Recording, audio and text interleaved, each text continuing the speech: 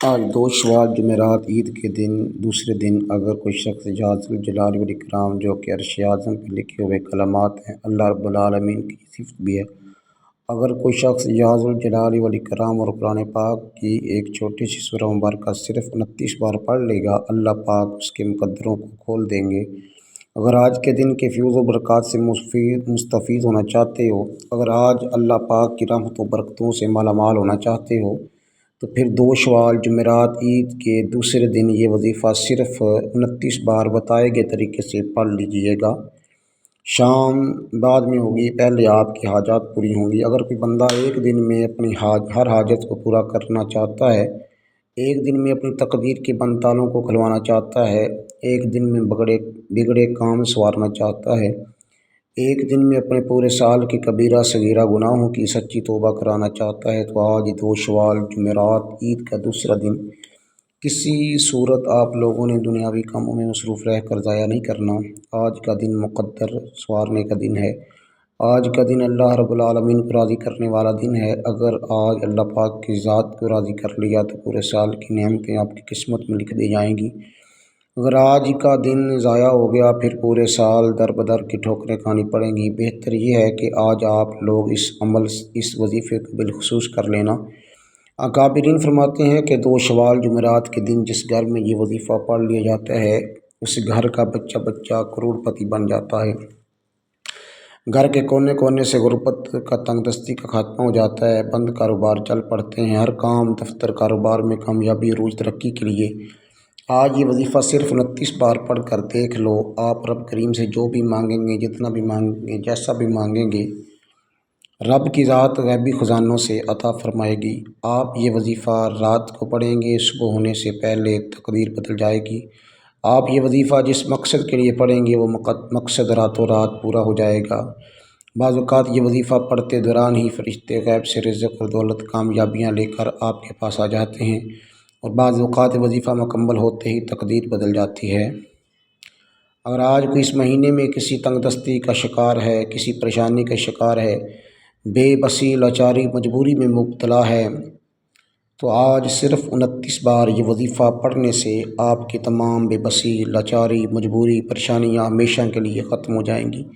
یہ عمل تیر بہدف ہے۔ آج اگر کوئی گناہ گار ہے، سیاہکار ہے، بدکار ہے، مایوس ہے، جو اپنی زندگی سے تنگ آ چکا ہے، وہ آج کئی سالوں سے نہ مل سکا، صرف 29 بار یہ وظیفہ پڑھتے ہی مل جائے گا۔ آج اگر کوئی بے گھر ہے، گھر مانگ لے، گاڑی مانگ لے، من پسند نوکری شادی مانگ لے۔ جب رب کی ذات خود آخری آسمان پر آتی ہے اور صدائیں لگاتی ہے، کوئی بخشش کا طلبگار ہے، کوئی گناہوں سے توبہ کرنے والا ہے، کوئی جو اپنی حاجات کو پوری کرانے والا، جو جلد کامیاب ہونا چاہتے ہیں، جو جلد اپنے گناہوں کی بخشش چاہتے ہیں، جو جلد کاروبار میں ترقی عروج کامیابیاں چاہتے ہیں، وہ دنیا جہان کے تمام کام چھوڑ کر آج یہ وظیفہ بتائے کے طریقے اور ترتیب کے ساتھ صرف 29 بار پڑھ کر دیکھیے گا۔ یہ سورت رب کریم کی لاڈلی پیاری سورت ہے۔ اس سورت کو سورت کوثر کہا جاتا ہے۔ جب کوئی بندہ کسی تنگ دستی میں، پریشانی میں ہے، بے بسی میں ہے، لاچاری میں ہے، جب آپ کو کوئی راستہ دکھائی نہیں دے رہا، وقت کی نزاکت کو مد نظر رکھتے ہوئے آئیے آج کے اس عمل کی طرف چلتے ہیں۔ لیکن اس سے پہلے اگر آپ لوگ اس چینل پر نئے ہیں اور آپ نے اس چینل کو ابھی تک سبسکرائب نہیں کیا تو خدا را اس چینل کو ابھی سبسکرائب کر لیں، ویڈیو کو لائک اور اپنے پیاروں کے ساتھ ثواب کی نیت سے زیادہ شیئر کریں، کیونکہ ایسے بہت سے وظائف، بہت سے اعمال آپ کے حوالے ڈیلی بیس پر کرتا رہوں گا۔ آج کے دن کا یہ خاص عمل ہے، پورا دن پوری رات آپ کے پاس موجود ہے۔ کسی بھی وقت باوضو مصلی پر بیٹھ کر سب سے پہلے آپ نے نبی کریم صلی اللہ علیہ وسلم کی ذات مبارکہ پر درود پاک پڑھنا ہے۔ درود پاک آپ کوئی سا بھی پڑھ سکتے ہیں۔ آپ صلی اللہ علی محمد پڑھ لیں، آپ صلی اللہ علیہ وآلہ وسلم پڑھ لیں، یا پھر آپ لوگ نماز والا درود ابراہیمی پڑھ لیں۔ ثواب کی نیت سے ایک بار میرے ساتھ بھی پڑھیے گا، اللہم صلی علی محمد وعلی آل محمد کما صلیت على إبراهيم وعلى آل إبراهيم إنك حميد مجيد اللهم بارك على محمد وعلى آل محمد كما باركت على إبراهيم وعلى آل إبراهيم إنك حميد مجيد۔ ایک بار درود پاک پڑھنے کے فوراً بعد آپ نے اپنے مقصد کی نیت کرنی ہے۔ ہر انسان کا مقصد الگ ہے، ہر انسان کی حاجت الگ ہے، ہر انسان کی خواہش الگ ہے۔ آج جس کو جو چاہیے، جتنا چاہیے، جیسا چاہیے، اپنے تمام مقاصد کی نیت کیجیے گا۔ آپ نے یہاں گھر چاہتے ہیں، گھر مانگ لیں، گاڑی چاہتے ہیں، گاڑی مانگ لیں، من پسند نوکری کے لیے، قرض سے نجات کے لیے پڑھ سکتے ہیں تو پڑھ لیں۔ الغرض جو بھی آپ کا مقصد ہے، اپنے مقصد کی نیت کرتے ساتھ ہی فوری طور پر آپ نے ایک بار اعوذ باللہ من الشیطان الرجیم بسم اللہ الرحمن الرحیم پڑھ کر وظیفے کا آغاز کرنا ہے۔ اور سب سے پہلے نمبر پر جو وظیفہ آپ نے پڑھنا ہے وہ وظیفہ رب کریم کے ایک نام کا وظیفہ ہے۔